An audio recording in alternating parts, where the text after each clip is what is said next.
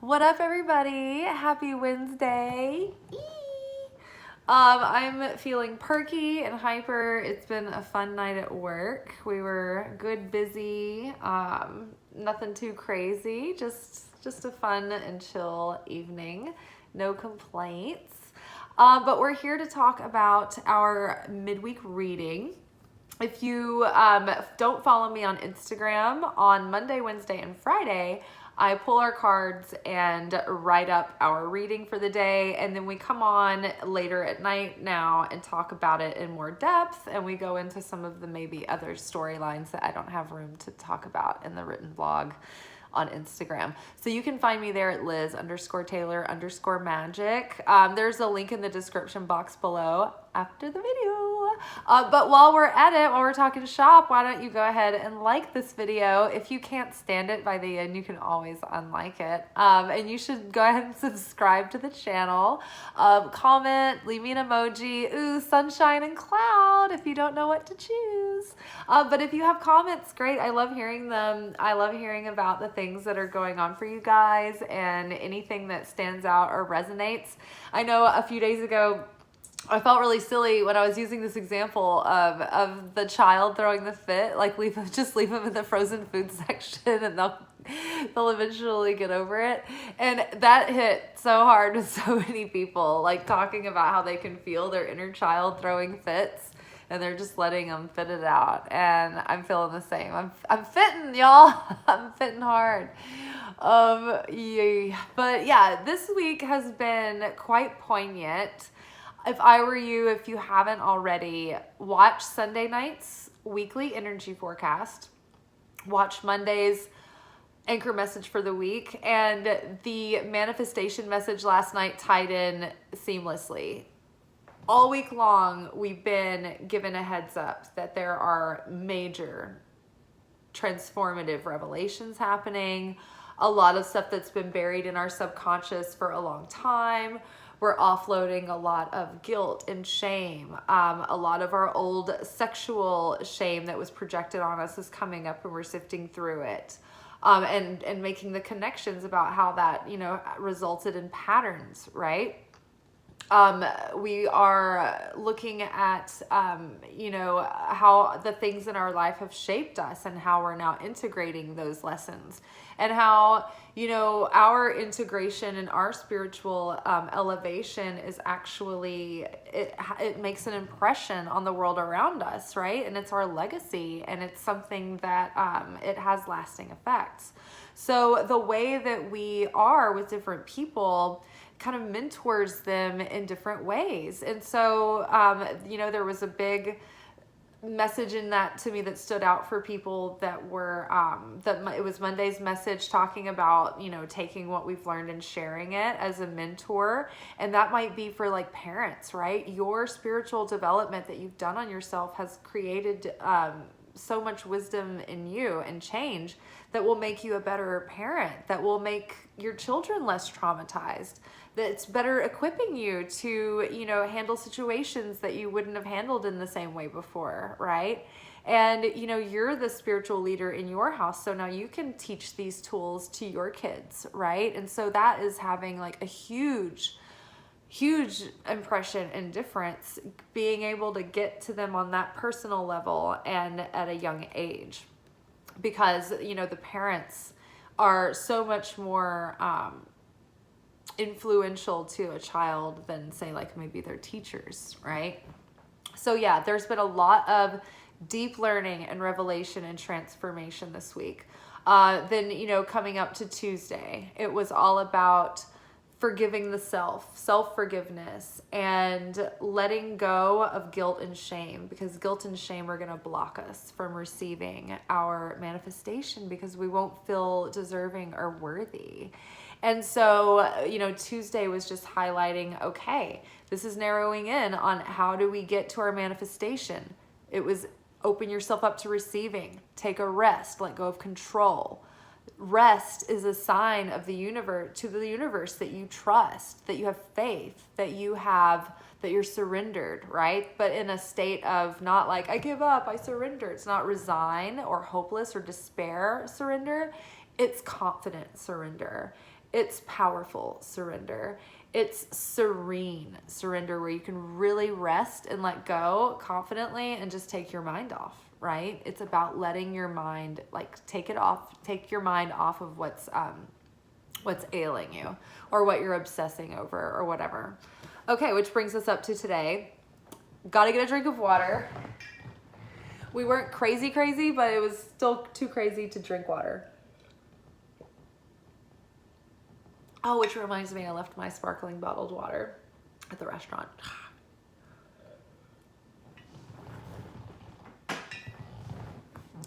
Okay.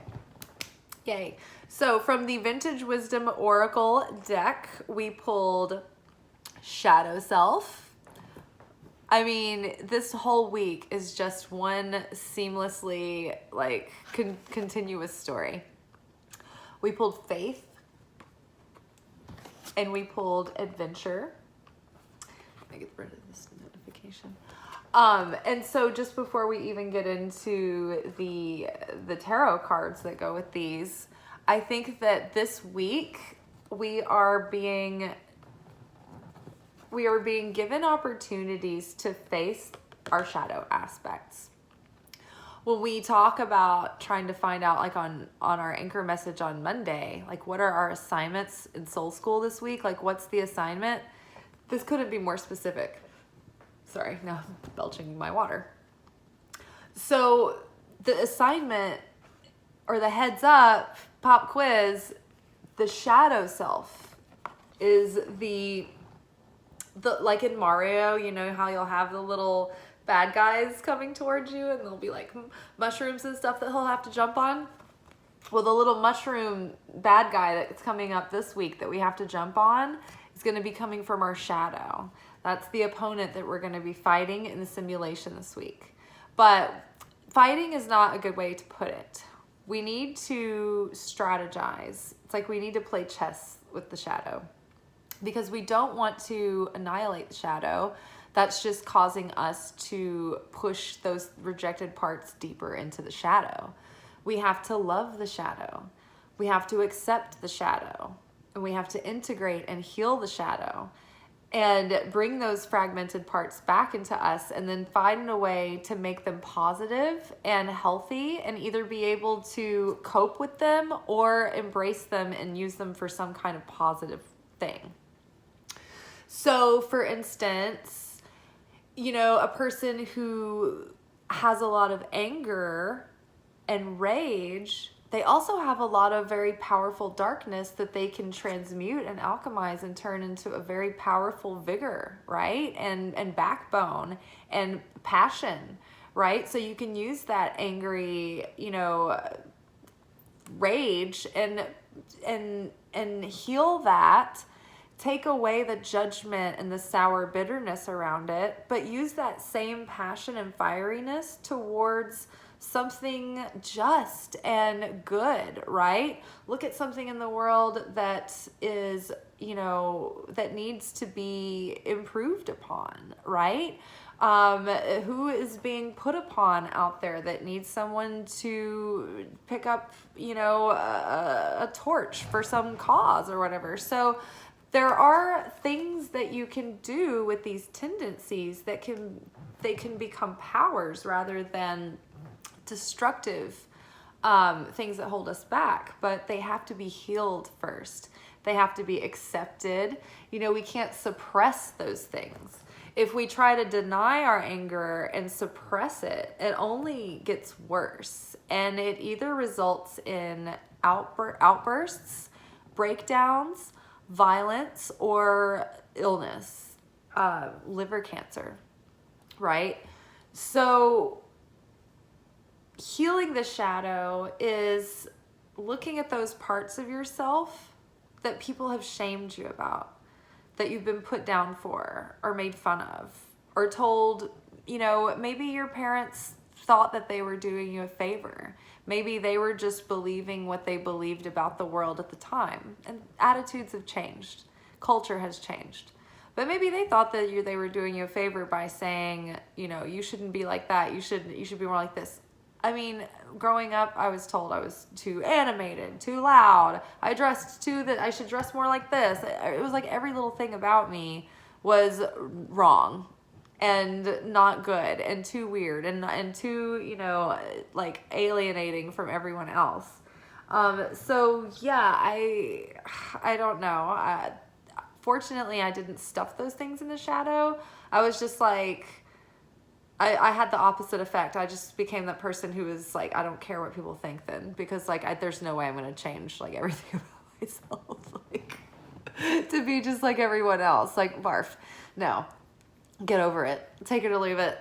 I'll improve. I'll evolve. But like my core personality, I'm not doing anything about it. So shadow integration. However, there are parts of my shadow that they're harder to show people, and that I kind of have a tendency to even still want to keep those things hidden, or I don't feel safe to reveal or integrate, right? And so it's looking at those parts of ourselves with no judgment and with compassion and accepting that, everybody has shadow aspects. We all have our own variety of them. And we all struggle with learning to accept those parts. It's a process for everyone. And so, yeah, this week it's going to be about revisiting those aspects that have been shamed, we've been told we need to change them or hide them or keep them secret, or, it's going to cause us to be ostracized or rejected or unhireable or unmarriable or whatever. Let those come up and re-examine and soothe yourself and let yourself know that like was just other people's projections, that were coming through the filter of their own wounds that were unhealed. So don't take it so to heart and just try to release that and let that go as far as the mindset that it left behind. There's this ongoing theme this week that we need to relax and have faith and trust and let go. One of the final parts of the pieces of the manifestation formula is being able to surrender and let go. And that's whether you're looking at manifestation through the universal lens of the law of attraction, or if you're looking at, manifesting through the lens of spirituality and metaphysics. And, Kabbalah, for instance, certainty in the creator, letting go of the personal selfish agenda and trusting that everything is going to play out for the highest good. Even if it's not what I want, in the end, it's going to be the most fulfilling thing. And so I trust and I can let go and I can say, okay, this is my preference. This is what I want. This is what I desire. But I'm not holding projections or expectations on the exact form, package or time period that this is going to show up in. I have to do my part. I have to make my full effort. But at the same time, I have to know that in the end, it's faith, certainty that everything is going to happen and play out the way that it needs to. So yes, in order to manifest, to get what we want in this life, to change, we have to have enough faith to even believe that it's possible, first of all, but just to let go of control. And we'll get more into that in a sec. And then this adventure card is reminiscent of the Fool, the major arcana card, the Fool from the tarot, which talks about setting out onto a new journey, right? We've been talking about the timeline shift, the quantum jump that the collective is basically all doing through 2023. 2022 was clearing the decks, and finally 2022, the final, season of that was finished completely at spring, at the first day of spring. That Aries new moon was the start of this new cycle. So we're still in that early stages. We're still in that new beginning. So we're being given chances now as our up-leveled self with more wisdom, more experience. The past is over. We are in a new start. We can let go of the old stories now or transcend them. Big healing can happen for a shift in the trajectory of our lives. But we have to do things differently than we did before.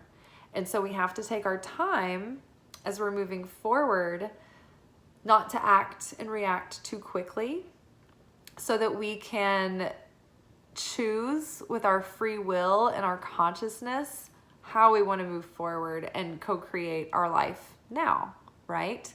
As the person who we are now, according to what we value now, right? And according to like the experience we have now. So you can go slow enough to restrict yourself from going back into default setting and then being like, okay, ooh, I noticed that pattern. Ooh, shadow self. Don't want to do that. Don't want my shadow self to work against me. So what would my healthy self do now? And we can tune in to spirit, to our higher self, to Holy Spirit, right? Through that heart center. So underneath shadow self, we had the Hierophant in reverse, followed by underneath faith, we had Four of Pentacles.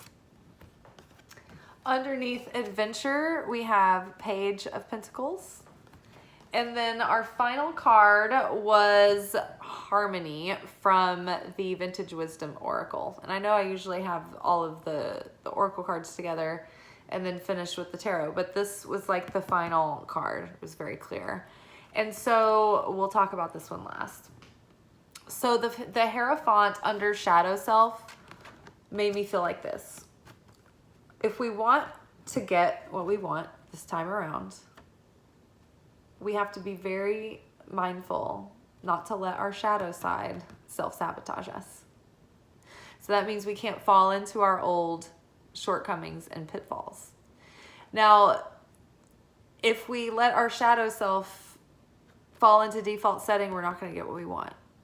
And so this is where I'm getting this. So the Hierophant, when it's upright, it is a card of long-held institutions and things that are of a serious nature, that are of depth and value, and that are long-term and long-standing and very official and very traditional. The Hierophant is represented, sometimes it's also called the High Priest. It's depicting the Pope, the spiritual leader of the world. So this is, a position of power and tradition, but many times the Hierophant symbolizes commitment, or like a long-term commitment, that or something that will last for a very long time in a very official way. So when you go reverse with the Hierophant, and this is also upright, the Hierophant talks about doing things by the book or very traditionally. It also talks about being careful of not being too high and mighty or self-righteous, like your way is the only way that's good. That's like a caveat of that. Otherwise, the Hierophant in reverse talks about maybe not doing, you maybe will do better by not going the traditional way. Like you want to do things like your own way, or like you have a unique way of doing things. And that's the best way for you to go. The traditional route, or like feeling like you have to like go by what's the traditional expectation, doesn't necessarily apply to the situation. You can go off book. You can try something unique or different. But I do think that with the pairing, and then upside down, it does say, like, I feel like it's saying that things are going to be more precarious and not as solid or as sustainable if you're letting your shadow self run the show without healing and integrating that in a positive way, or being able to have open and honest communication with yourself or the people involved in the situations that your shadow is triggering. So there's a lot of internal work going on this week to practice self-control. So having faith and practicing self-control. So the Four of Pentacles is a card about, in a positive light, it can be self-control. it can be stability, it can be security. But Four of Pentacles can also be about being too controlling or trying to hold a situation together, not being able to let go. And so paired with faith, it's in this card specifically, I love this because this woman looks forlorn and she's holding on to this little version of like her bliss, right? This is my dream, but it's this tiny dollhouse version of domestic harmony and bliss, right? Or her dream, right? It's like depicted as like the mansion. So she's standing outside of the gate and there's like these 4 locks, right? And these are the 4 elemental kingdoms or the 4 suits, right? Pentacles is your physical world. Swords is your mental world. Cups is your emotional world. And wands is your spiritual world, or your ability to have self-esteem and confidence and willpower and motivation and follow through. So, you know, all of these, you know, it's like those locks need to be turned, and all of these, like the shadow is involved in kind of like causing blocks in these areas. And so it's resulting in someone or something, or you or us or we or me or everyone trying to hold our white-knuckled grip of control. Like this lesson this week about overcoming that shadow has everything to do with surrender, with letting go of control, with really allowing and releasing. Like I kept having the phrase, if you love a flower, leave it, come into my mind, right? Because, or like if you love something, let it go. The image of the Temperance card, holding the open palms and letting the birds come and go as they please. That's kind of what you need to do with the things that you want to manifest in your life right now. It's like having a neurotic eye on the pot, trying to watch it boil. It's the wrong energy. It's not relaxed. It's not abundant. It's not fulfilled energy. It's scarce. It's lacking. It's needing energy. So is the energy that possesses you to want to control, right? Because you don't feel like you have control. So you want to make sure that you micromanage everything and everything is up to expectation and you won't be surprised, right? But that's actually keeping you from actually being able to live in the fulfillment of having the dream itself. So you're locking yourself out of the fulfillment, not only of the receiving of the manifestation, but also having it be fulfilling once it gets here. So give up the illusion of control. We have no control anyway. The only thing that we have control over is our desire and our ability to curate our thoughts and our feelings and how we're feeding into those and responding to them. So yes, giving up control, surrender. You've given your prayers to the universe. You're doing your due diligence by showing up, but by trying to force or like hold on tight, you're working against yourself. Adventure and Page of Pentacles. This new leg of the journey and the tests that we're facing in this very moment, it's all part of the lessons involved in this new beginning, this new level of life, this new phase, this new cycle. So we're in a period of learning again. You know, we're novices, we're freshmen again in this new level of life. And yeah, there are tests that we're coming up against as we are coming into form and coming into shape with this new identity. And this is all playing out, and it's if it feels like everyone, like all of the issues that you're dealing with, as soon as you're aware of it, it's like almost as if on cue the universe sends you like a setting and players to be exactly the way that you need them to trigger you about this very issue. Like if that seems like an accident, it is not. It is not. So all of this is happening for our self-discovery, for our unfoldment, for this like initiation into this new level. And so, yes, take your time. Try to go forward in this transformation to embody it without that heavy burden of the past. Try to give new relationships credit for being new relationships and new people. Try to start a new job or a new career with a fresh mindset, with fresh energy, with fresh habits, right? Or do things a different way this time.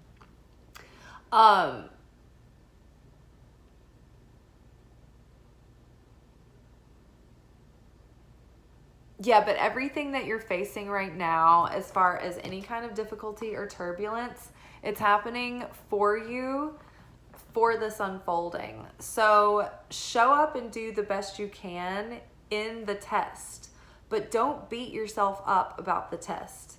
Like, oh, why is this happening to me again? Blah, blah, blah. It's like, that's nothing to do with you. So don't victimize yourself for being tested. Just do your best to navigate the test, and then don't feel bad about how it happens. Just do the best you can. Sincerely, don't like fake the best.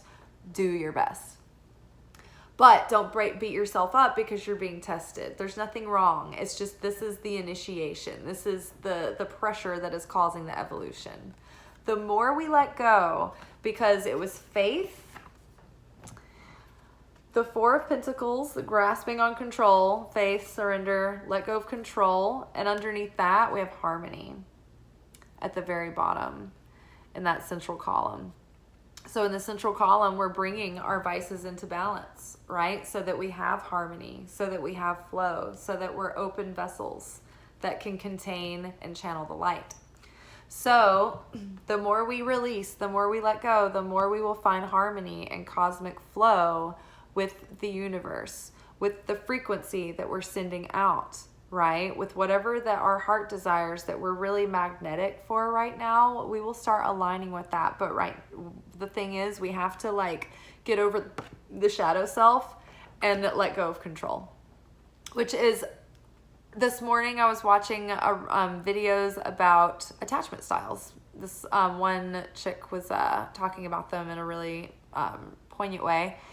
And I was like, oh my gosh, that really does tie in with the reading about the shadow self and having the control issues. It's like, if you're anxiously attached, then you're going to be triggered this week to want to control things. And it's going to be letting go of control that's going to help you become unanxiously attached. Right? A securely attached person doesn't try to control every single thing. They're relaxed. They can handle it if they don't know every detail, or if somebody doesn't, get back to them right away. Or, if they have to wait a while before they, send this email, for work or whatever. Anxious attachment can set the tone for your whole life and really ruin it for you and send you on a completely different path, right? So healing that, I've been really stuttery today, but healing those anxious attachment style, and other shadow aspects, but I think a lot of it is really keyed in on that anxious attachment style this week is going to help a lot. And it's going to change the trajectory of how your life is headed in this direction, and how things are going to play out, and how smoothly and how open you can be to receiving, right? So I hope y'all are doing well out there this week. Godspeed. Continue on. Yeah, my utmost respect. All right, y'all. Ciao. Be good, but not too good.